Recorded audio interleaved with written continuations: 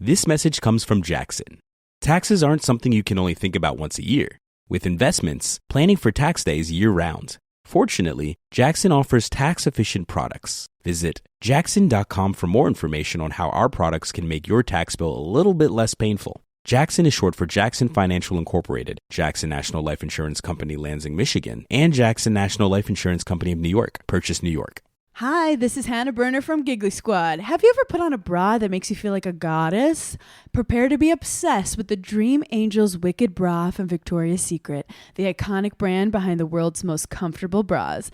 And I only wear the most comfortable bras. The bestseller features an innovative sling for perfect lift without padding, and the fit is chef's kiss. Awaken your inner goddess with new colors and super femme lace embroidery. Find out why this bra has thousands of 5-star reviews and counting. Shop it in stores and online at victoriassecret.com. Over 90 of the top 100 U.S. accounting firms trust Bill to handle bill pay processes. Why? Because our tools are built on over $1 trillion of secure payments. We're not just moving money. We're powering financial workflows for 500,000 customers. That's a level of expertise you just can't fake. Ready to talk with an expert? Visit Bill.com/proven to get started and grab a $250 gift card as a thank you. Terms and conditions apply. See offer page for details. Hello, and welcome back to the Psych Legal Pop Podcast. This is a podcast where we talk about popular culture through the lens of an attorney and a therapist. I'm Tess Brigham. I'm the therapist. And I'm Brooke Brigham. I'm the attorney. So we are starting a new series that we just love. Love is Blind. Love, love, love. Love, love, love. Love is Blind. It is season 7. Is starting, and we are going to be covering the first episode this week. But before we jump into all of that, we want to go back in time. Doodaloo, doodaloo. Wayne's World. Doodaloo, back in time to the what's been going on with Love is Blind. There's been articles, there's been lawsuits, there's been a lot of talk about the show. And then we're going to get into the cast members, and then we'll get into the show. Yeah, we're just going to cover episode 1 today because of the timing of when it comes out. We don't have time to watch 6 episodes before we release the podcast. But then next week we'll do 2 through 6 and so on and so forth as they get released. So, yeah, this is season 7, and they're in Washington, D.C. Yes.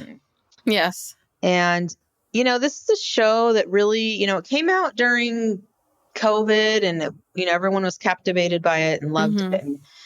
And I still love this show. But as it's gone on, some things have come up where contestants have not been happy about certain things. And I mean, I'm not quite sure why they've had so many lawsuits when a lot of what happens on these shows is not a lot different than a lot of other reality shows. But I guess the difference is it seems like the problems occur once they leave the pods, like the real problems, because they go to Mexico and, they have that little honeymoon, and then they go and they live together in these apartments, and they don't really know each other. And it's a lot of time just the two of these strangers, who don't really know each other, and it's not being supervised. Yes. Stuff in the pods at least is being supervised, just like if on The Bachelor and all that stuff these people are being kept separate, and when they're together, they're supervised. But on Love is Blind, there's a lot more unsupervised time and time for things to go awry. Yes. What it seems to me.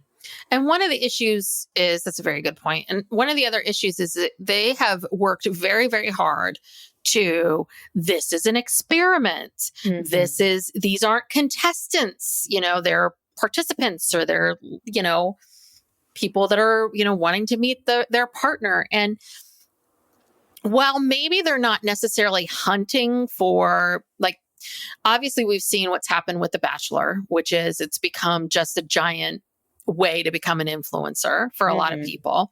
So I understand Love is Blind wanting to sort of differentiate itself. It's like, this isn't who we are. We're really trying to find love.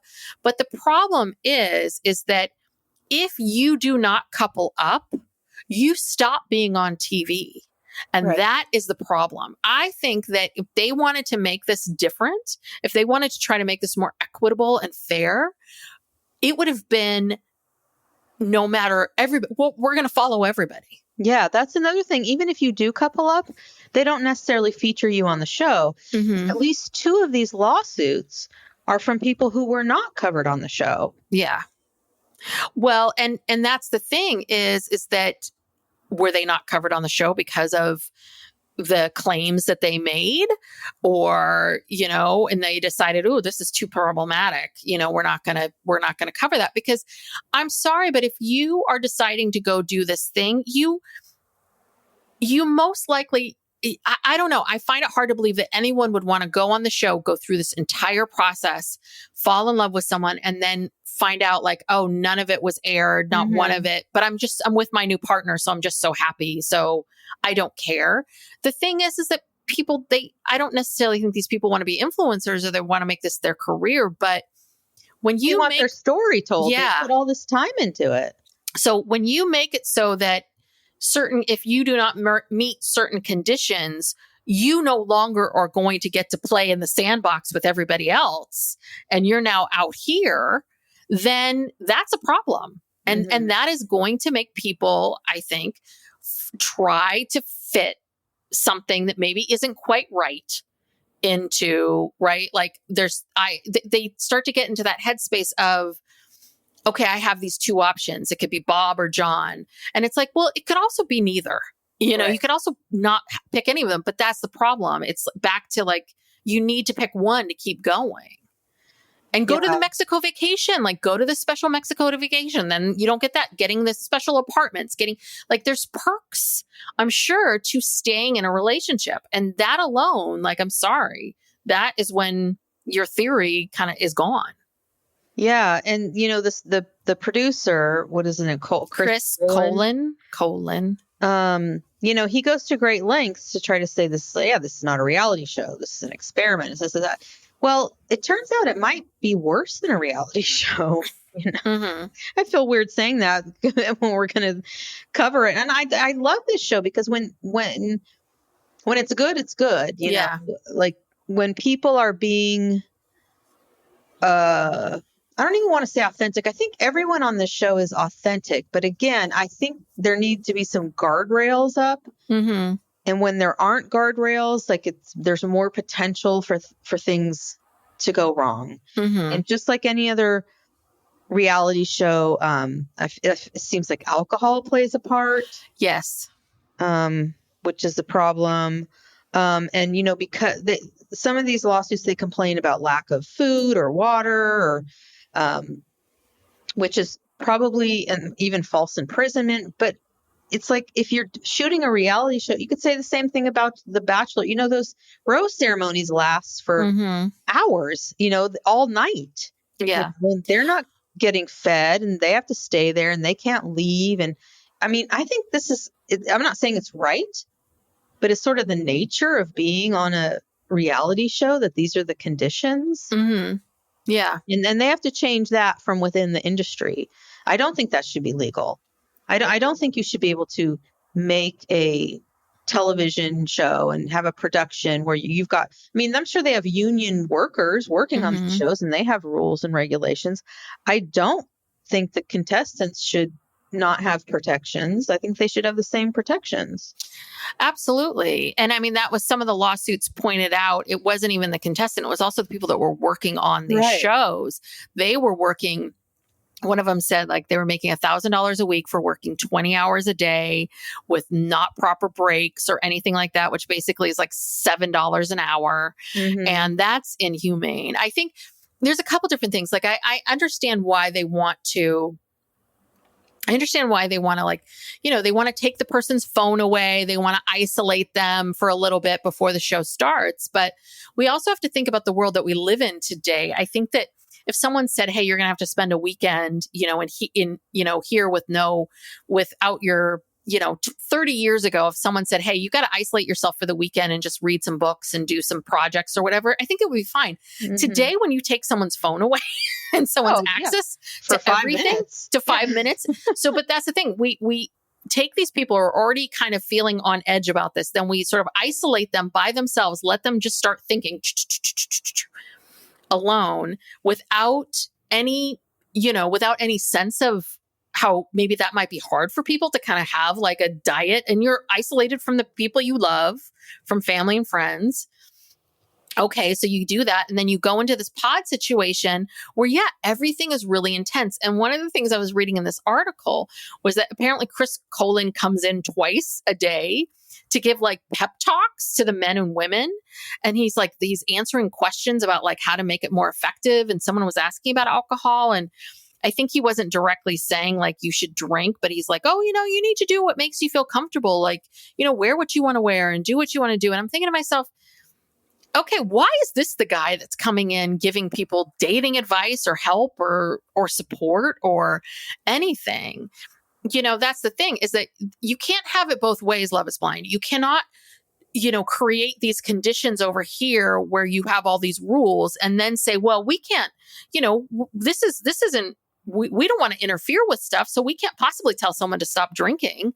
It's like, well, then, don't isolate people and just give them alcohol. Like, what do you think's going to happen? Yeah. I just feel like they want everything both ways. But the one thing I will say I think is more interesting about Love is Blind versus The Bachelor is that the thing with The Bachelor or Bachelorette is it's always the one relationship with one person, and that centers around that. And so who that one person is really important.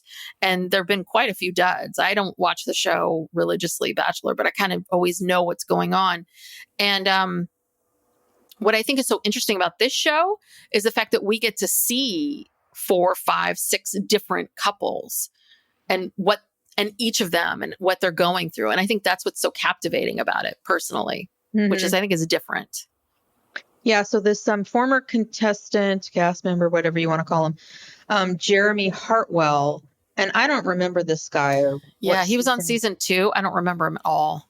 So he has had the most significant impact on this. He brought a class action lawsuit on behalf of over 100 cast and crew members, and just a couple months ago got a $1.4 million settlement. Yeah. So he was trying to bring to light more of these things about working conditions and highlighting working conditions. So that's one issue. And I think all reality shows need to have to follow the law. I don't even know how they don't follow the law or aren't required to do these things. They're operating in some carve out, some hole that needs to be filled. So there's that, but then there's also there's 2 lawsuits from people who never made it onto the show, who ended their relationships because things were not going well. Like if there were allegations of abuse and, that they weren't adequately protected by the show. And that's a whole different other category. So there's a lot. I mean, there have been, it's only been on for 7 seasons, and there have been quite a few lawsuits. Yes. Types. Some have, gone places, some haven't. It started with that, Nick and Danielle. Yeah. They were both complaining about how, they were basically, falsely imprisoned and lack of food and water and that kind of stuff. And that was escalated from there. Yeah, there was an article that came out in the New Yorker called "Is Love is Blind a Toxic Workplace?" by Emily Nussbaum, that people might recognize that name from. She's the one that just wrote that book that's supposed to be great, Here Comes the Sun, about reality television that everyone's talking about. I haven't read it yet, but I say yet like it's, I have so many other things I procrastinate and don't read.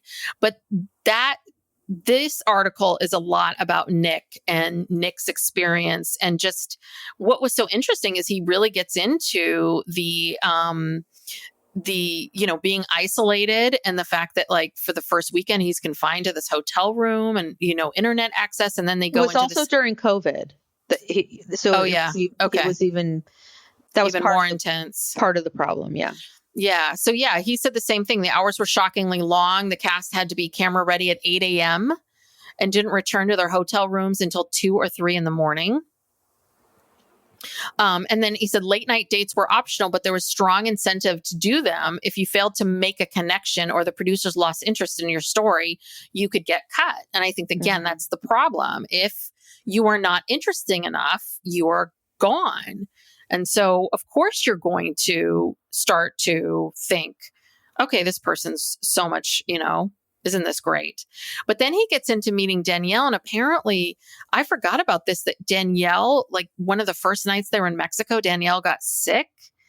And Nick went to the evening out by himself. And then he came back and said something to the effect of, like, well, the producers wanted them to kind of like him talk about his evening.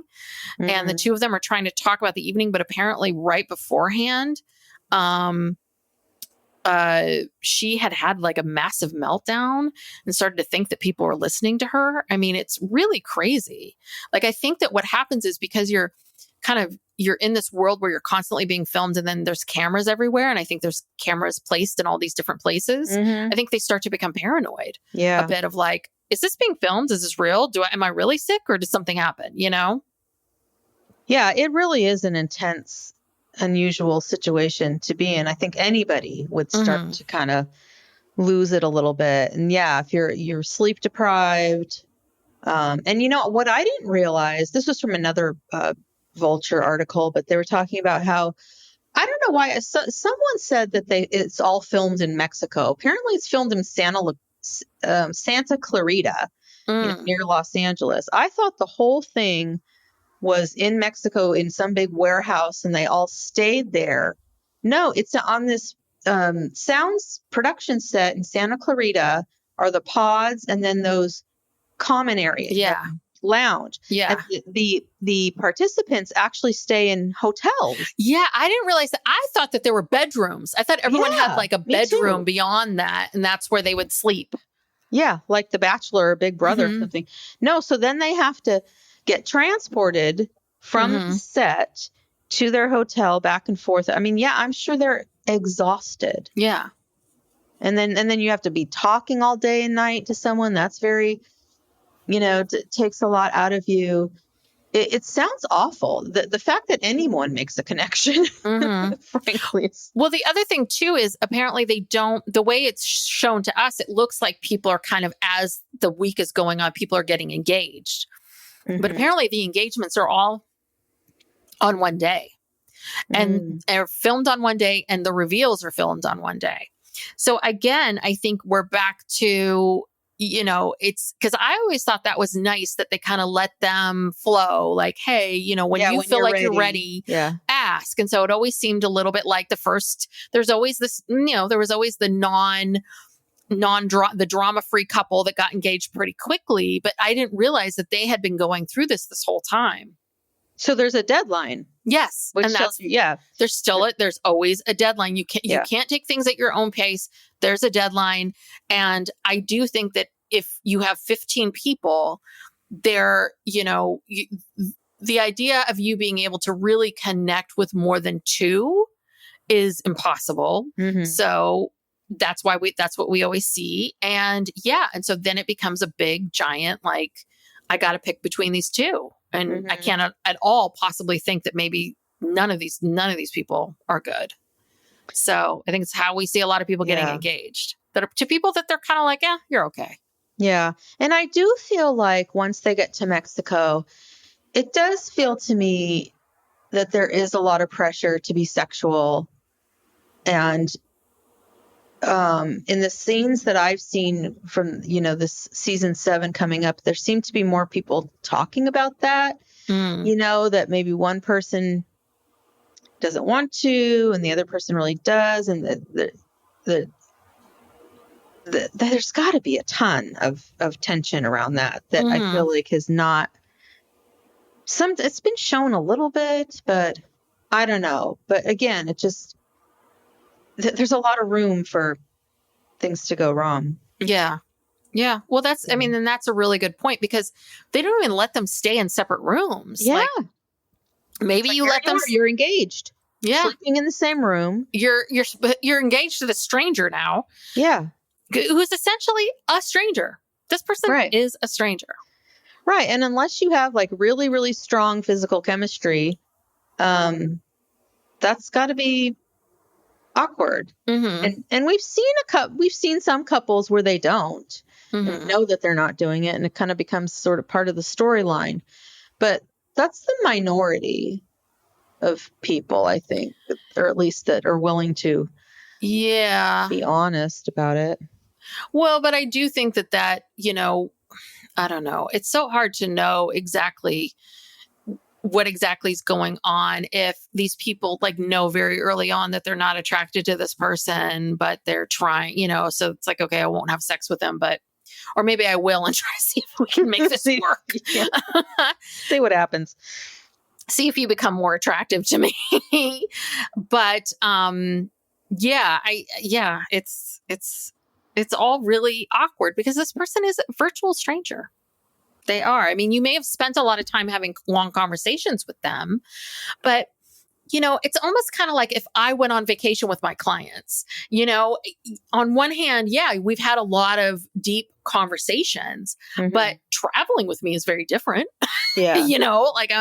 So I think that's the other part of it too, is again, I think there has to be, if you really want to make this, a real true experiment, I think there's got to be two parts to this, because I read in one of these articles that Chris Cullen was saying that they were trying to answer this question of how do I find someone to love me just for me?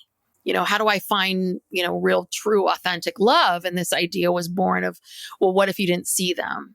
What if it was blind? But as we say every year, it's not. Love isn't blind. Because love encompasses a physical connection, not just an intellectual, emotional connection.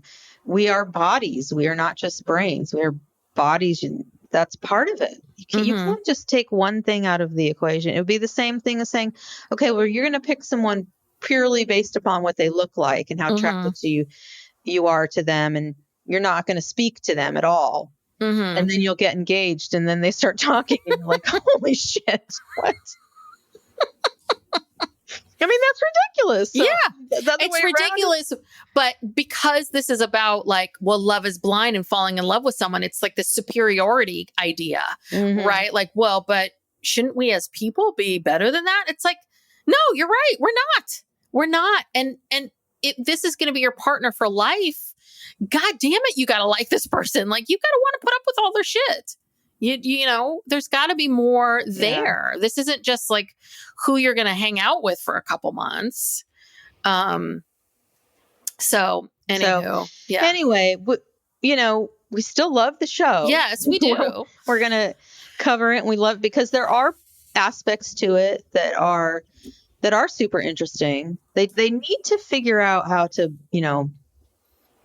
I don't know, somehow mesh this all together. I think hopefully because of these lawsuits, they're now treating people and you're keeping a much normal schedule.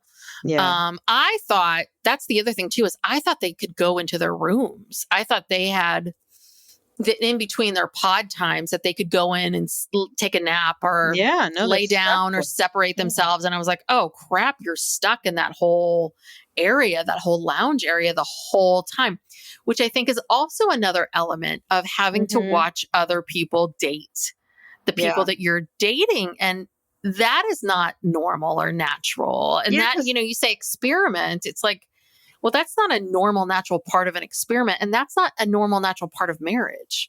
So, because that's all they talk about when they go back to the lounge.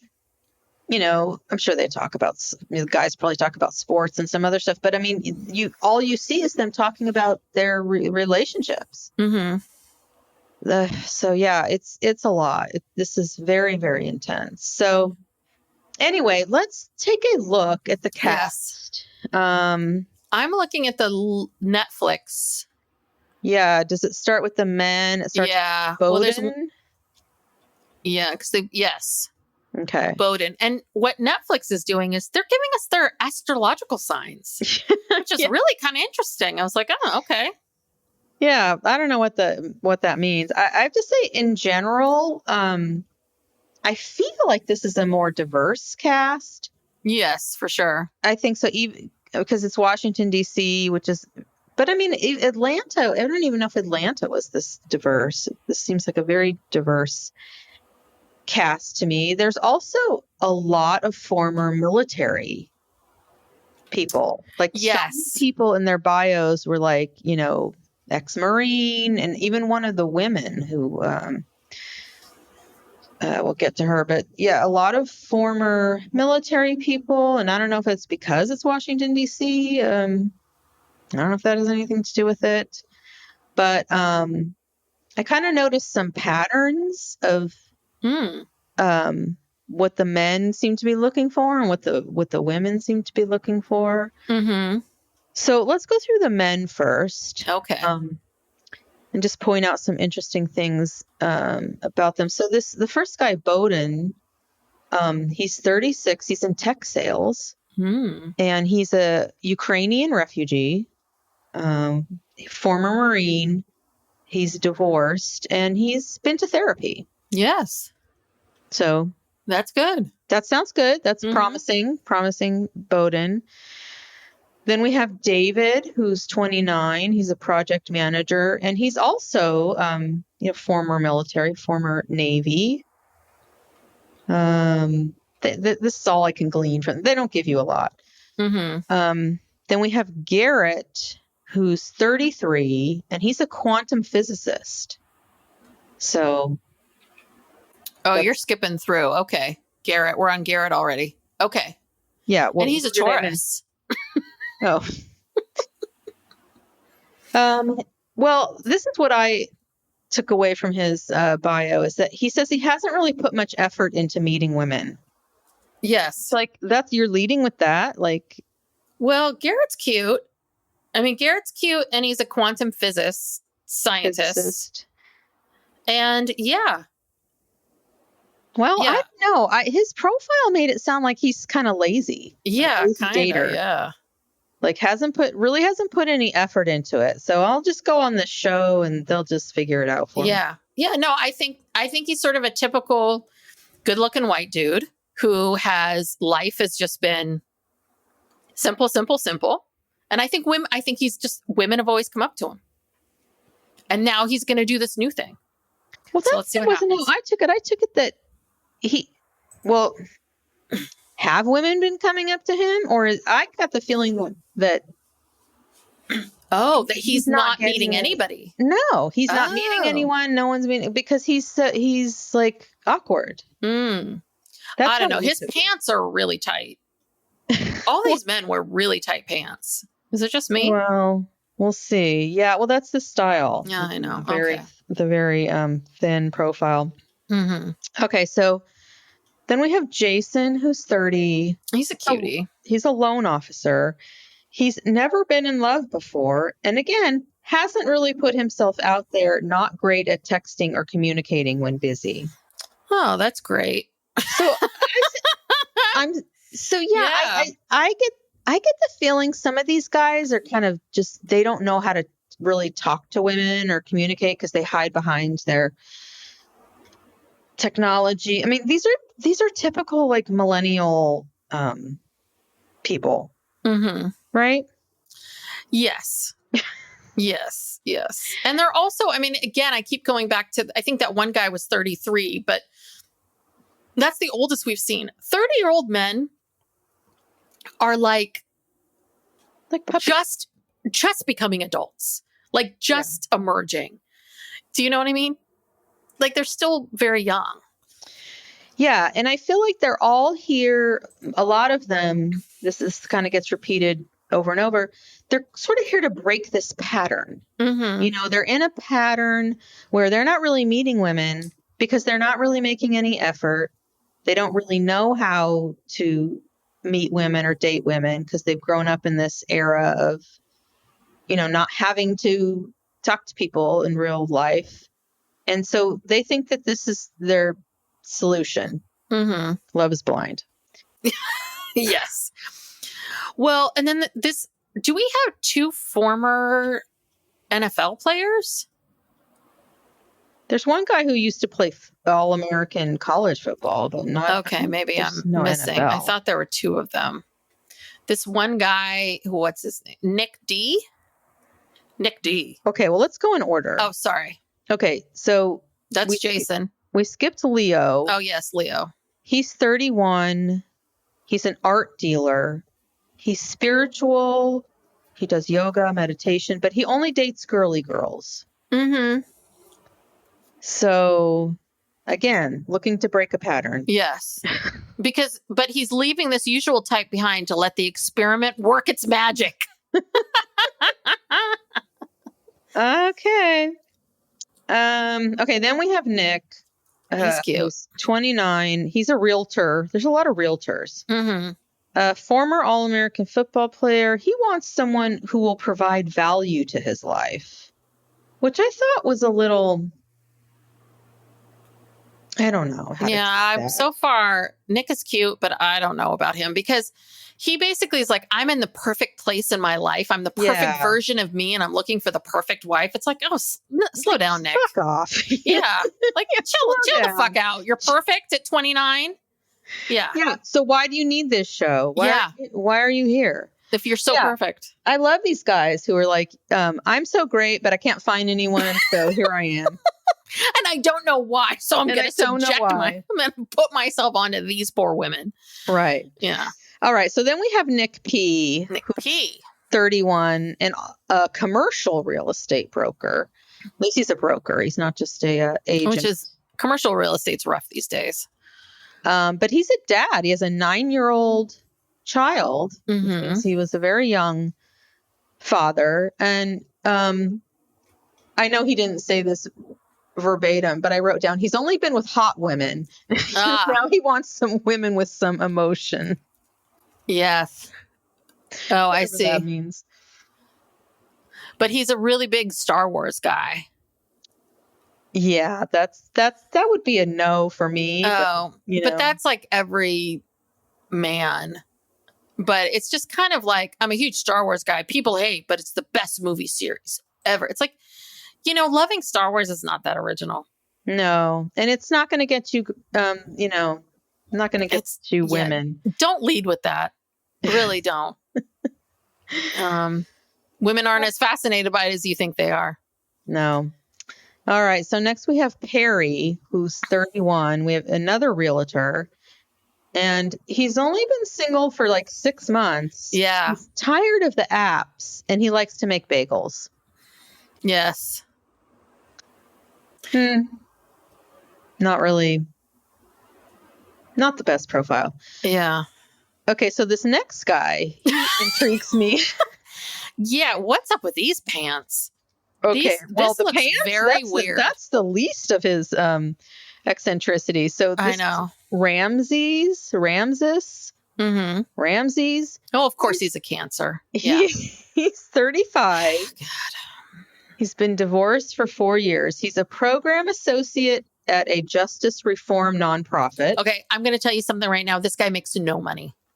No. You're a program associate at a nonprofit. You're 35 years old. I'm sorry, but that's... What is a program associate? Is that like an administrative assistant? Well, it's a real low-level job. Like at 35, if you go the nonprofit route, at 35, you should be like a director. You should be like a director of something, right? Not the executive director, but like you should, if this has been your career. So that makes me think that maybe Ramses has had a different career. Yeah, we don't know. Like this is a new thing for him. Yeah. Psych Legal Pop will be back after these messages. This message comes from Jackson. Taxes aren't something you can only think about once a year. With investments, planning for tax day is year-round. Fortunately, Jackson offers tax-efficient products. Visit jackson.com for more information on how our products can make your tax bill a little bit less painful. Jackson is short for Jackson Financial Incorporated, Jackson National Life Insurance Company, Lansing, Michigan, and Jackson National Life Insurance Company of New York, Purchase, New York. Hi, this is Hannah Berner from Giggly Squad. Have you ever put on a bra that makes you feel like a goddess?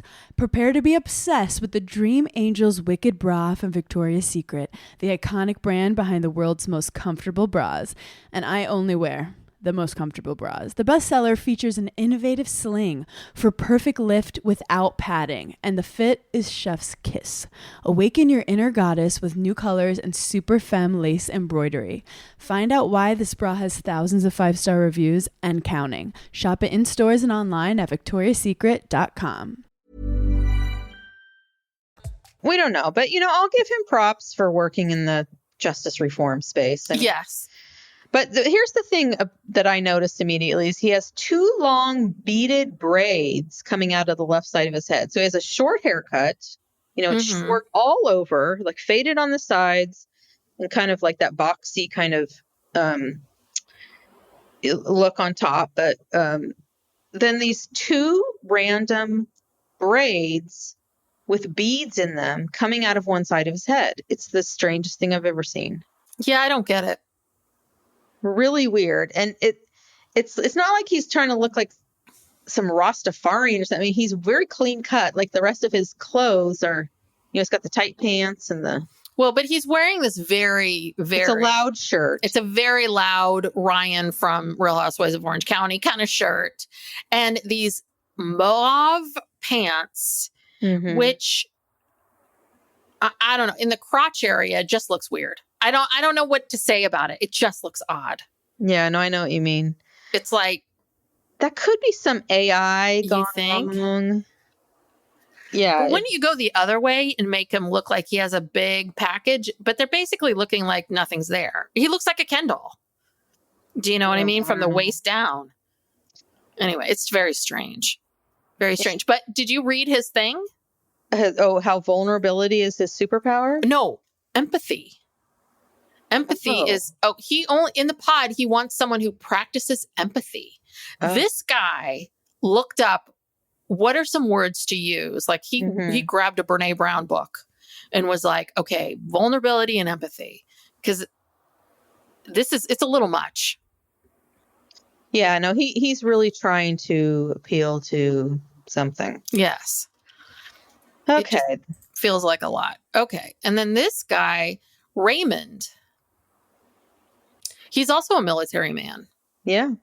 And he went to Oxford and Yale and was into musical theater in school. He looks interesting. Yeah. He's a consultant, which is always a little like, what are you doing? Because people that are unemployed call themselves consultants.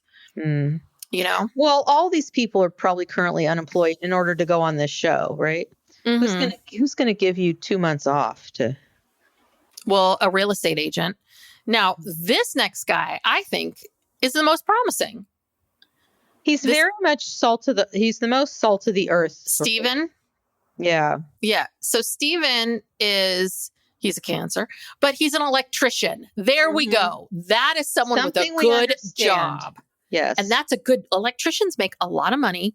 They make good money, and we all need electricity all the time. It's recession proof. Yeah. So he's a former Marine. And he's 34. That's a good age. He's ready to be an adult. Now, the Lord of the Rings movie marathon, Yeah, could have left that out. Yes, but I'm think sorry, he's pretty good. Woman, if I hear Harry Potter, Lord of the Rings, Star Wars, any of that, I'd be like, oh, my God. But I think it's all about like how much of it are you going to shove down my throat? Do you know what I mean? Like my husband likes a lot of that stuff, but he doesn't force me into it. There's a lot of things that he and I, we like different things, but he's not like forcing me to sit down and go to some god-awful Lord of the Rings convention. Like, I think if they can keep these things to themselves, I'm fine with that. All right. Yeah. Brooke is a big no. I don't know. I just having that knowledge in my head, just. No. I just find like it's really hard to meet a man in his 30s who's not kind of one of these. Doesn't fall into one of those categories. Well, I'm glad I'm not trying to date men in their 30s. Oh, and he's a ginger. He's a big guy. He's just a big hunk of ginger. Yes, he is a big ginger. Okay. Then we have Tamar, who is a video editor and animator. Mm-hmm. He's not big on drama queens, and his ex always was blowing things out of proportion. Now, what this tells me is that if you try to tell Tamar something he doesn't want to hear, then, you know, you're a drama queen. Yeah. Because he's like, I like to be as drama free in my life as possible. It's like, yeah, you can. So if you feel like there's always drama, but you're trying to be drama free, yeah, you're not being drama free. Yeah, you're not drama free because obviously you don't listen to other people or, you don't have any accountability in the relationship. Like if something comes up, it's like, oh, just leave me alone. Yeah. Oh, I don't want any of that drama. I don't like him. Tara's out. Okay. Okay. Then we have Tim, who's also 33. He says he's an old soul and his past partners never fully understood him. He's looking to break the cycle with a confident and graceful Black woman who appreciates direct communication. Again, I get the same vibe from him as from Tamar, is that, everyone else is the problem, not him. He also wants to be drama free. Yes. Ugh, God. All right. And then Tyler. One guy left. This is sad. Maybe we should have started with the women. I don't know. Ugh. These men. Yes. So yeah, Tyler is 34. He's an account manager. He's also former military. And he's been looking for the one in all the wrong places. His ex didn't have her life together. Okay, again. And he used to ride horses professionally. Interesting. What does that mean, riding horses professionally? Like a competitor or? Do you think kind of like our aunts, like they're horse people? No. But that's competition. Riding horses professionally. Like what, you were a jockey? I mean, I don't understand what that means. I don't know. Very suspect. Tyler. Okay, let's get to the women. Jesus Christ, these men are terrible. I'm not that impressed with this group of men. The men thus far, except for the ginger electrician. Yes, he's my favorite. And there are some cuties on this, but I'm telling you right now, they are all exhausting. Yeah, I'm exhausted by I'm exhausted by every single one of these people except for what's our electrician? Stephen. Yeah.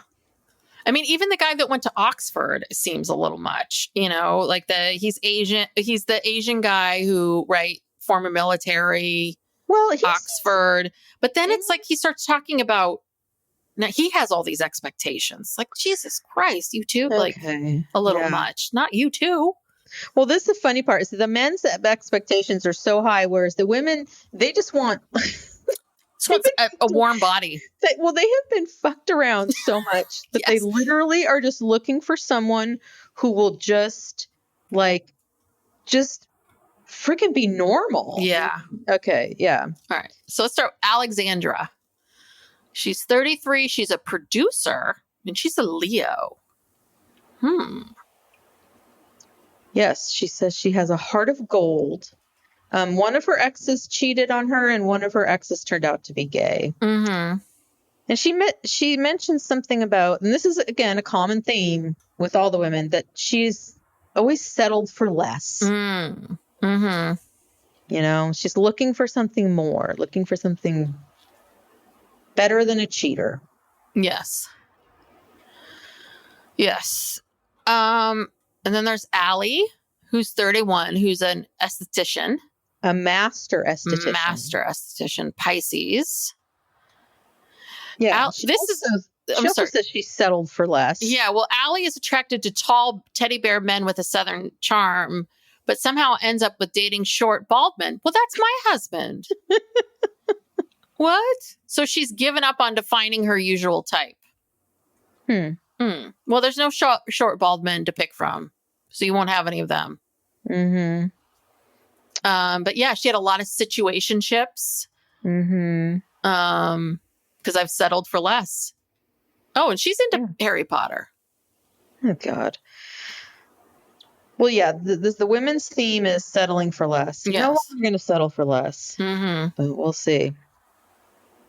Ashley A, 32, marketing director. She says she's a ride or die. But again, it sounds like she's dated nothing but players. Mm-hmm. And, she's looking for Well, here, a player. Yeah. In past relationships, honesty and communication have been in short supply, leading Ashley to go through one former partner's phone. But she's done playing games. Okay. Mm-hmm. Well, okay. And she wants someone to go to Home Goods with her from time to time. Oh, so do I. Yeah. All right. Ashley W. is 32, health and wellness educator. She's a Cancer. She has two sides to her, the really girly girl and the inner tomboy. Yeah, she sounds like she's also dated a lot of losers. Yeah, this is the other one. In the past relationship, Ashley footed all the expenses. He didn't have a car, a place to stay, or a good job, so I provided pretty much everything, but I was okay with it because I loved him. Oh my God, Ashley W. What is going on? This is bad. It is. It's sad. It's really bad. Okay. Brittany, also an esthetician, Cancer. Yes. Now, this girl looks like a blonde Barbie doll, but she picks up trash. She's an environmentalist. She's picked up 10,000 pounds of trash. She's dated a rock star. Mm-hmm. She's had a crazy life. She likes older men. I'm just thinking, why are you here, Brittany? Like, it seems like you're doing fine. I think, you know what it is? I think that she's been told over and over again, Brittany, you got to settle down. Brittany, what are you going to do? I think she's been pressured by so many people. And I think she's an adventurous person. I think she also was like, hey, I'll try this. I don't know if Brittany's really looking for that. I think Brittany's looking for experiences. That'd be my guess. All right. Okay. So we have Dylan, who's 30. She's a realtor and an artist. And she's had years of dating chaos. God. As if I needed to even tell you. Yes, but I've spent time with people I loved, then I forgot to love myself. Oh, God. Oh, yeah. Can't forget that. Yes. Hannah is 27. She's in medical device sales, and she has no filter. Oh, Lord. So I guess she's looking for someone who can handle that. Yeah. Well, and someone who's going to become a dog dad to her fur baby, Luna. God, fur baby. Yeah. Hannah, I don't know. I don't know what to make of Hannah. I mean, Hannah's wearing this bright green long sleeve shirt with this outfit. Yeah, it's with white, stark white boots and this short kind of but the skirt is tan, but it looks like a cheerleading skirt. It's so weird. The whole thing looks so weird. So I can't put her together. Very bizarre outfit. So Katie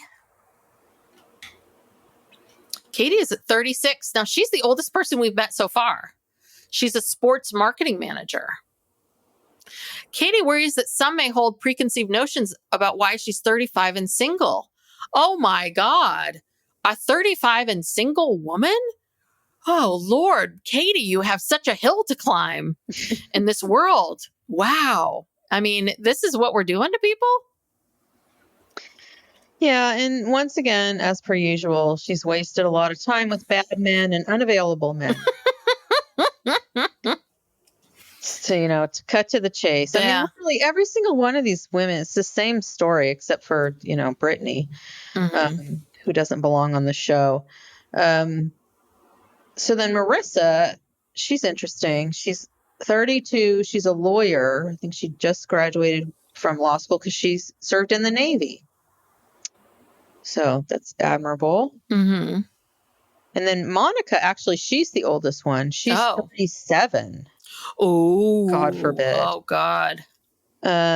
She's a sales executive, and she wants the man of her dreams and a family, and wants to be an example to her younger sisters. Mm-hmm. The craziest thing that I've done for love is forgive a cheater. Well, that's not so crazy in this Yeah. crowd. Oh my gosh. Yeah. How many times has cheating come up? Yeah, a lot. And it's like, God, A lot. these beautiful, professional women together, just all these deadbeats. Like, what hope is there for any of us? I don't know. Okay, then we have Morgan. She's a sales team lead.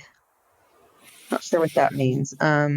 Former pageant queen, smarter than I look, she says. She's tired of accepting the bare minimum. Yeah. Again, one of the core themes. Yeah. Go to therapy, she says.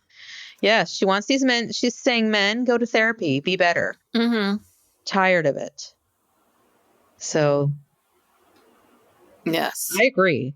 Okay, so next we have two sisters who are on the show together. Nina is 32. She's the older sister. She's a journalist. She just ended a 9-year relationship with a fiance. So, oh, wow. That's a long time. 32, Yeah. 9 years. Wow. yeah. So I'm sure that's going to be an obstacle. And then she's sisters with Tara, who's 29. Tara is a senior marketing manager. And guess what? Surprise, she's had a lot of bad past relationships. Yes. Yeah. That must be kind of weird. Do you think they're going to have to kind of check in with each other and make sure they're not? Yeah. Hopefully they're not the same attracted to the same kind of guy. Do you know what I mean? Yeah. No, that would be super awkward. Yeah. And then last two, we have Taylor, who's 30. She's a clean energy policy consultant and she's a scientist. Mm-hmm. And I don't know, she seems very bland. Yeah. She has these parents who've been married 35 years. So she's holding out that ideal. Yeah. Doesn't really mention any bad past relationships. Maybe she's been too busy, Mm-hmm. in school and whatnot to mess around. Oh, God. But Jenny, who's the last one. Oy, oy, oy. Is she the last female? Or are there more? Okay. Oh, all the women's names ended by J. That's weird. Okay. But this is what she says. She says she's 31. She's an account training coordinator, Cancer. And she says she's at the end of her rope with the useless and disappointing dating scene in D.C. This is my last and final shot. I'm going to have to move after this. She jokes, but I don't think so. Like, poor Jenny what is she? She is 31 years old. This poor 31-year-old woman has been beaten down so much that this show is her last shot with those numbnuts, with those 15 nitwits that we just saw. This is her one and final shot. She's a beautiful woman. And she's only 31. She's gorgeous. She's, very, very pretty. Wearing this hot dress. This makes me nuts. This makes me feel like, what has changed?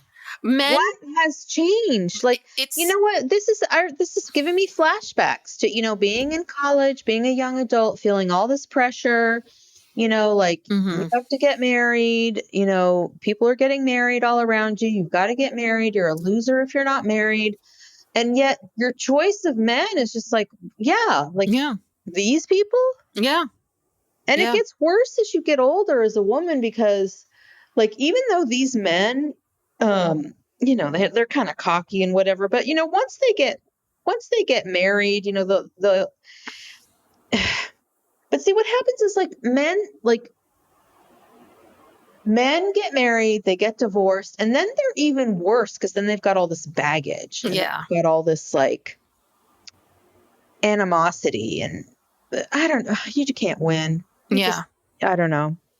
No, I mean, I think that it is, again, this is something that's been talked a lot about, and that I'm glad that it's now finally being addressed a bit more, is the fact that, was I talking about this on the show where this one woman on Instagram was writing about this, about how men need the abusive men, right? Because women who have dealt, like there are so many god awful, abusive, cheating assholes out there that if you're a man who doesn't cheat, who doesn't, do awful things, then suddenly you are this great guy. But but it's like, well, wait, he doesn't have a job, or he doesn't pick up around the house, or he doesn't do shit, or he doesn't help you with the kids. Like, but somehow, okay, but he's not abusive, or he's not this awful person. He's not out cheating. It's like women, it's almost like men have been chipping away,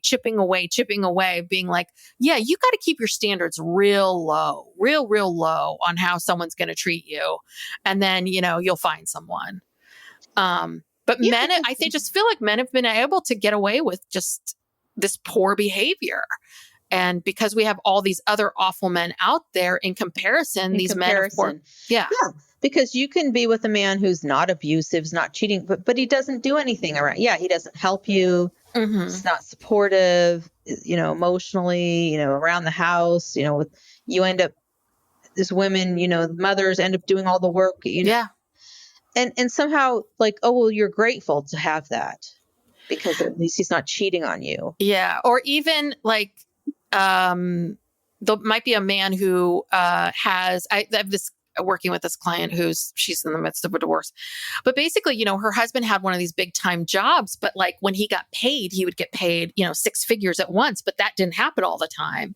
But he was like the wheeler dealer, big, money guy. And isn't it great that you're with this guy? And it was a little bit of like, she was like, I'm much better with my money. And it made me so crazy all the time, never to know when money was coming in. And I've been the one supporting everyone, like my job, my paycheck.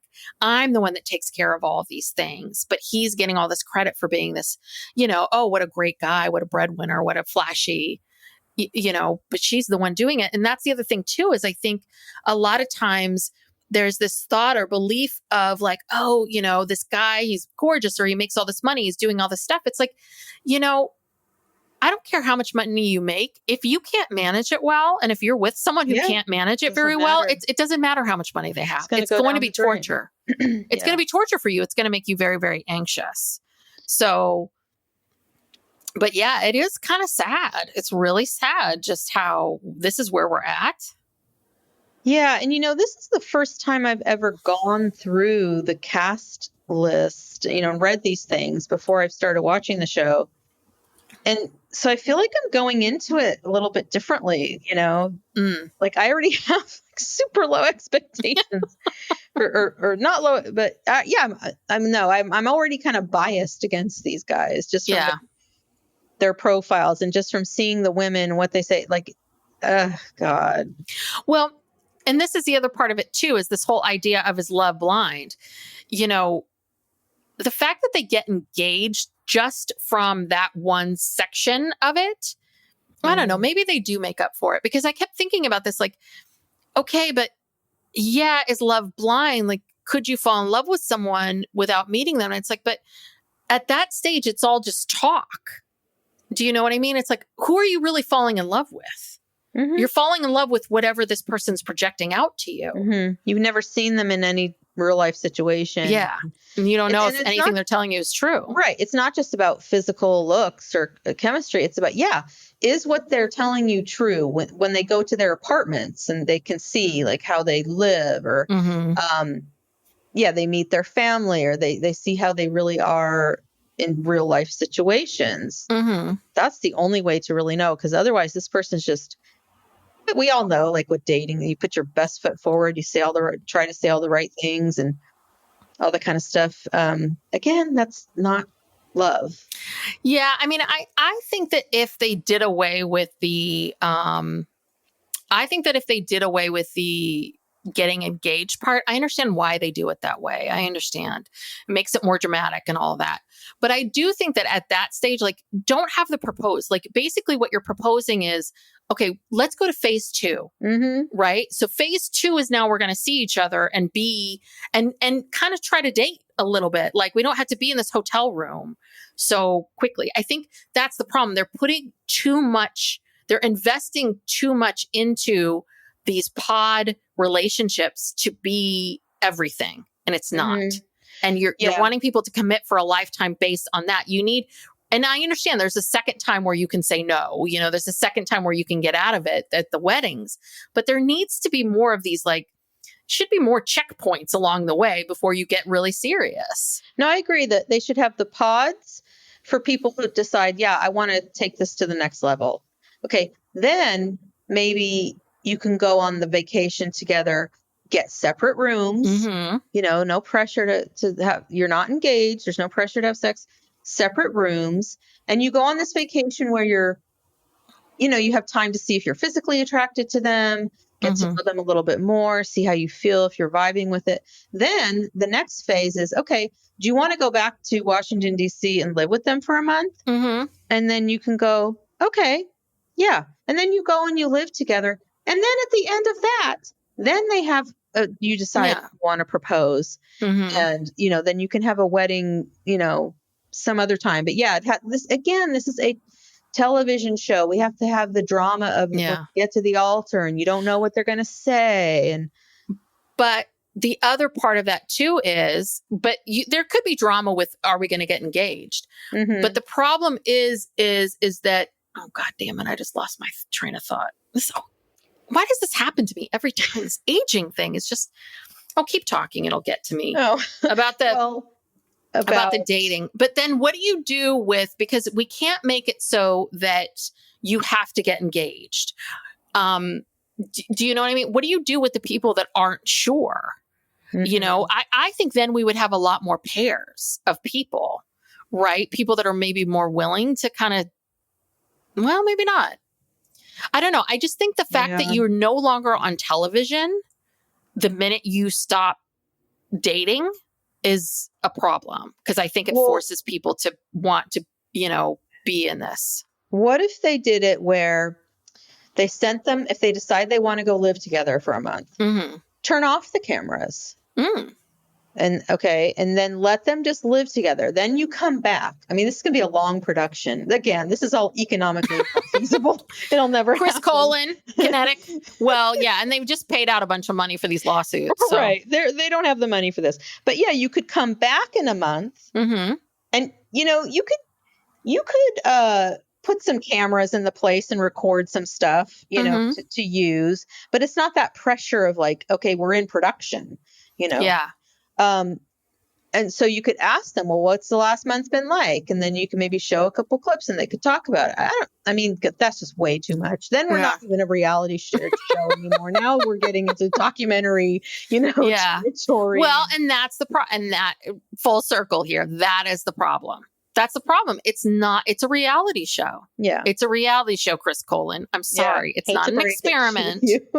It's not an experiment, feed people, but it's not an experiment. It's a reality show. So just accept it, because you're not creating a true experiment of what would it mean if two people fell in love without seeing each other first? Then that just has to exist and no one has to interfere. Yeah. Right. I think the reason why people like this show is, you pointed this out earlier, is that it's more interesting, I think, and satisfying than The Bachelor, where you have all these women vying for just one man or all these guys for one woman. I think it's more interesting to see couples come together. It's more intimate. It's more real. But then, the steps that, I don't know. Well, and that's the thing. It's because on The Bachelor, everyone's vying for this one man. And we don't see what happens afterwards, right? We see the proposal and then we see what after the rose or whatever, but we don't really see what their lives are like. And it is unrealistic because you've got people from all over the country. I always thought that Love is Blind was smart by having everybody in the same town. You're actually giving people a shot. There's no excuse. To try to make this, to try to make it worse and to make it work. And the other thing too, is I think that where people are is a lot, right? I think obviously, if I met some guy 20 years ago from Texas who lived in Texas, I think we would be very different people, right? But if I met someone here in San Francisco, very similar. So I think that was always really smart of them to keep it in the same town, same city, except when they started pulling people from random other places. We saw that in the Seattle season, all these people from Portland. Yeah. Well, at least they were close. Yeah. Portland, not too far. But yeah. Wow. Okay. Well. All right. Well, I think we should make this a two-parter. Yes. So this will be part 1, and then the second part will be out same day. We'll talk about season 7, episode 1. So thank you so much for being here. Check out our second part to this episode. If you enjoy us and enjoy the show, please subscribe and give us a 5-star rating and review. If you want more content from us, we have a Patreon. So go over to patreon.com/Psych Legal Pop Podcast. We have a lot of great stuff over there. And yeah, if you like this podcast, spread the word, share it with a friend, get the words out there, all that good stuff. Love is Blind stands. Everyone, get them on board here. All right. Sounds good. Bye. Bye.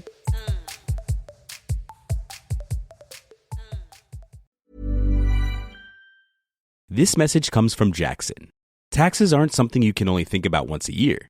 With investments, planning for tax day is year-round. Fortunately, Jackson offers tax-efficient products. Visit jackson.com for more information on how our products can make your tax bill a little bit less painful. Jackson is short for Jackson Financial Incorporated, Jackson National Life Insurance Company, Lansing, Michigan, and Jackson National Life Insurance Company of New York, Purchase, New York. Hi, this is Hannah Berner from Giggly Squad. Have you ever put on a bra that makes you feel like a goddess? Prepare to be obsessed with the Dream Angels Wicked Bra from Victoria's Secret, the iconic brand behind the world's most comfortable bras.